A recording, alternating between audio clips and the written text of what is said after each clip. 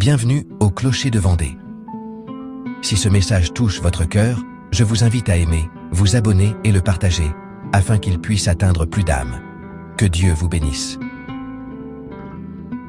Quand le jeune Francesco Forgione, que le monde connaîtrait plus tard sous le nom de Padre Pio, était encore novice dans les murs silencieux du couvent, Dieu lui a permis d'avoir une vision aussi réelle que mystérieuse.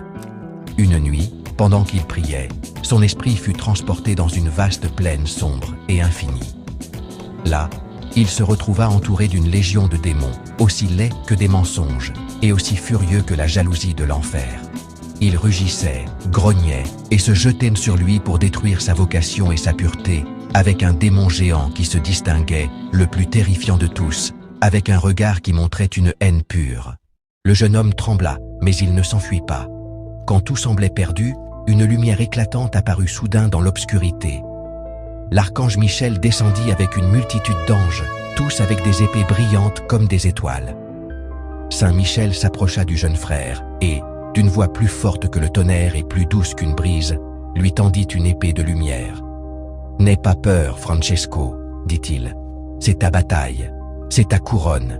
Batte-toi et gagne, car Dieu est avec toi. » Et ainsi la bataille commença.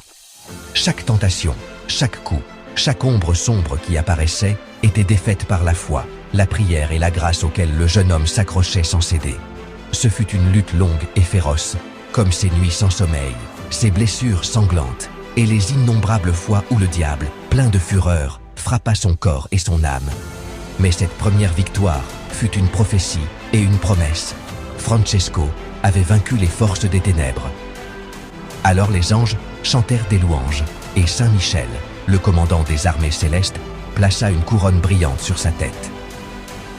C'était un signe que même sur terre, ce humble frère expérimenterait des royaumes de douleur et de triomphe, et serait le gardien de milliers d'âmes qui viendraient à lui chercher la lumière et la confession.